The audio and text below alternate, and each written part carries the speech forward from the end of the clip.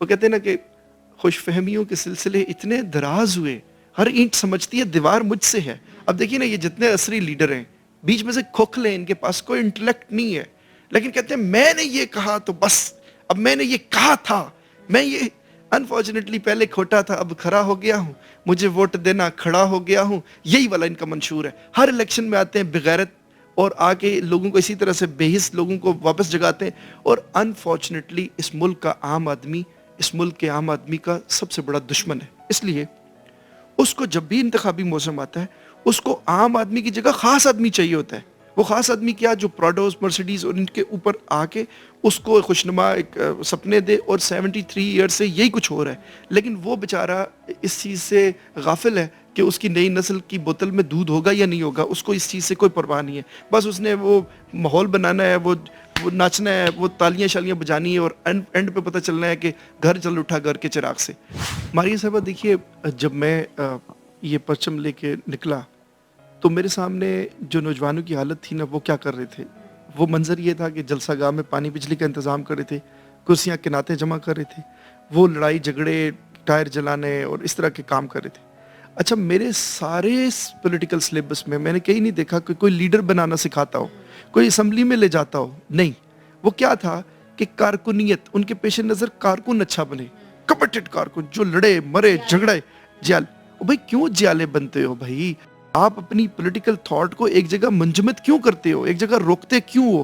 دیکھیے، پیغمبر میں اور پولیٹیکل لیڈر میں فرق ہے. میں کیا آپ کو کہنا چاہتا ہوں، دیکھیے ماریہ صاحبہ، پروفٹ جو ہوتا ہے نا وہ غلطیوں سے مبرہ ہوتا ہے. آپ اور میرے بلیفز کیا ہیں کہ ہم پروفٹ پہ کوئی اس طرح کی بات نہیں سننا چاہتے. جو بھی کسی بھی مذہب کا پیروکار ہے وہ اپنے پروفٹ سے متعلق کوئی بات نہیں سننا چاہتا. اچھا، انفارچونیٹلی کارکنیت غلامی کی وہ شکل اختیار کر چکی ہے کہ جو پی ٹی آئی سے ہے، جو پی ایم ایل این سے ہے، جو باقی پولیٹیکل پارٹیز پی پی پی کا ہے، وہ اپنے نظریے کو حتمی نظریہ سمجھتا ہے اور وہ دوسرے کی بات سننا ہی نہیں چاہتا. یعنی مکمل مسترد کر دیتا ہے دوسری تھاٹ کو.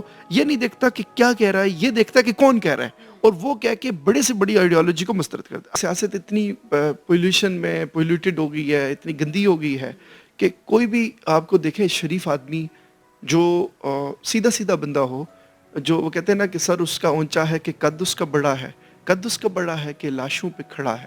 تو جو لاشوں پہ نہ کھڑا ہو سکتا ہو، جو لڑائی جھگڑا، دنگا فساد، نفرت، بغض، بغاوت یہ چیزیں نہ کر سکتا ہو، تو ہم لوگ ہوتے ہیں ذرا حساس سے، سینسیٹیو لوگ. ہم لوگ یہ متحمل نہیں ہو سکتے کہ کوئی ہمارے لیے جان دے، کوئی ہمارے لیے لڑائی کرے، کوئی ہمارے لیے اپنا سر پھڑوا دے.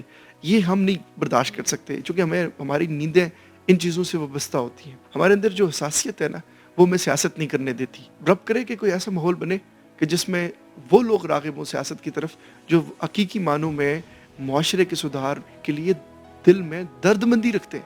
اس وقت ماریہ جی، سوسائٹی کو دو لوگوں کی ضرورت ہے. ایک ظرف والے لوگوں کی جو بہت بڑا دل رکھتے ہوں، برداشت. دیکھیے، پولیٹکس کس چیز کا نام ہے؟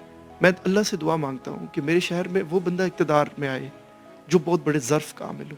اس کو کسی کوالیفیکیشن کی ضرورت نہیں ہے، اس کو کسی بھی برادری کی ضرورت نہیں ہے، اس کو کسی طرح کے پیسے کی پس منظر کی ضرورت نہیں ہے، اس کو ظرف کی ضرورت ہے. وہ بہت بڑا سوچتا ہو، وہ بہت بڑا دیکھتا ہو، وہ اپنی ذاتی دشمنی، بغض، بغاوت کو اس اپنے فیصلہ سازی کے عمل میں نہ لے کے آئے، بلکہ وہ یہ نہ دیکھے میں شیعہ ہوں، میں سنی ہوں، میں وابی ہوں، میں اس سخت سے ہوں، میں اس گلی سے ہوں، میں اس محلے سے ہوں، میرا یہ والا شناخت ہے، میں اس برادری سے ہوں.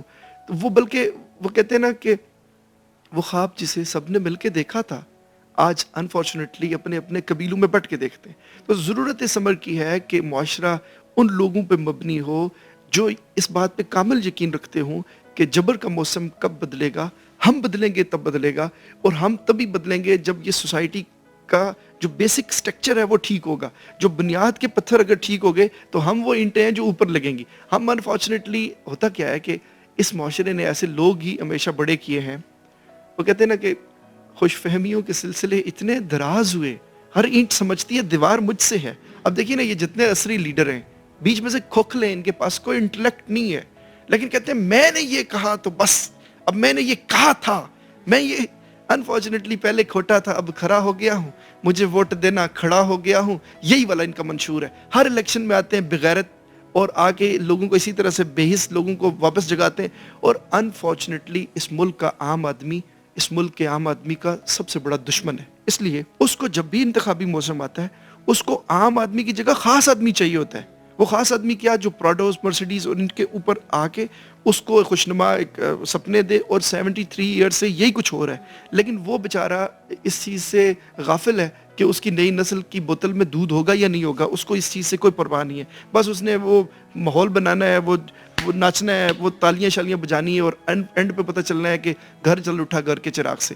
تو میری خواہش ہے کہ اس ملک کی سیاست ٹھیک ہو, وہ تعمیری لوگوں کو, زرخیز دماغوں کو, جیسے برطانیہ میں ہاؤس آف لارڈز ہے تو جتنے لوگ کنٹریبیوٹرز ہوتے ہیں ان کو وہ ممبرشپ مل جاتی ہے. تو سوسائٹی میں ایک ایسا ماحول بنے کہ جو بھی زرخیز دماغ, ہم جیسے ناقص لوگ تو کسی کام کے ہیں نہیں, لیکن جتنے بھی لوگ جو زرخیز دماغ ہوں ان کو ریاست پیٹرنیج دے, ان کو ریاست سرپرستی کرے, اور خدا کرے کہ یہ جلدی ہو. اور میں اس دعا کے ساتھ آپ سے اجازت چاہتا ہوں کہ خدا کرے کہ میری عرض پاک پہ اترے وہ فصل گل جس سے اندیشہ زوال نہ ہو. اور فصل گل جو ہے وہ پھولوں کی وہ فصل ہے جو جو مرجائے نہ کبھی. بس یہ دلی دعا ہے ہماری.